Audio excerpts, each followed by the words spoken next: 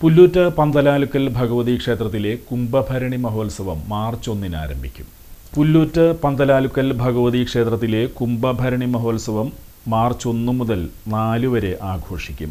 മഹോത്സവത്തിൻ്റെ ഭാഗമായുള്ള കൊടിയേറ്റം മാർച്ച് 1-ന് നടക്കും. മാർച്ച് 2-ന് പ്രസാദ ഊട്ട്, തായമ്പക, ഭക്തിഗാന സുധ. മാർച്ച് 3-ന് പ്രസാദ ഊട്ട്, നാടകം.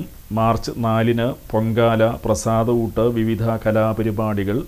കുന്നത്രിക്കോവിൽ ക്ഷേത്രത്തിൽ നിന്നും താലപ്പൊലിയോടെ വിളക്കിനെഴുന്നള്ളിപ്പ്, കളംപാട്ട്, ഗുരുതി തുടങ്ങിയ ചടങ്ങുകൾ നടക്കും. Devaswom officer Sudheer, president Sudheendran Kombadath, secretary Mohanan Kombadath തുടങ്ങിയവർ നേതൃത്വം നൽകും. കുംഭഭരണിമഹോത്സവം ഇന്നലെ കൊടികേറി.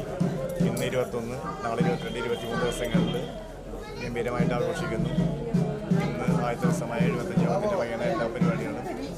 അപ്പോൾ ഇതിന് സഹായിച്ച എല്ലാ നല്ലവരായ നാട്ടുകാർക്കും എല്ലാവർക്കും പ്രത്യേകം അതുകൊണ്ട് എല്ലാവർക്കും ഉത്തർപ്രദേശിലെ ഭാഗത്തുള്ള എല്ലാവർക്കും ക്ഷണിക്കപ്പെട്ടവർക്ക് എല്ലാവർക്കും പ്രദേശത്തെ സംബന്ധിച്ചൊരു ദേശീയോത്സവമാണിത്.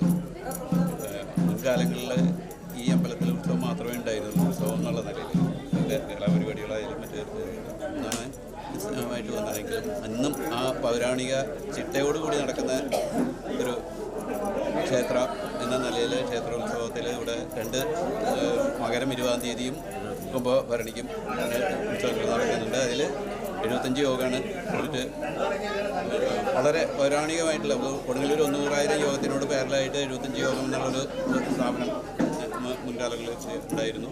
അതിൻ്റെ തുടർച്ചയായി തന്നെ ഇന്നും പ്രവർത്തിക്കുന്ന ഒരു പൗരാണിക ക്ഷേത്രത്തിൻ്റെ എല്ലാ ആചാരങ്ങളോടുകൂടി ആചാരാനുഷ്ഠാനങ്ങളോടുകൂടി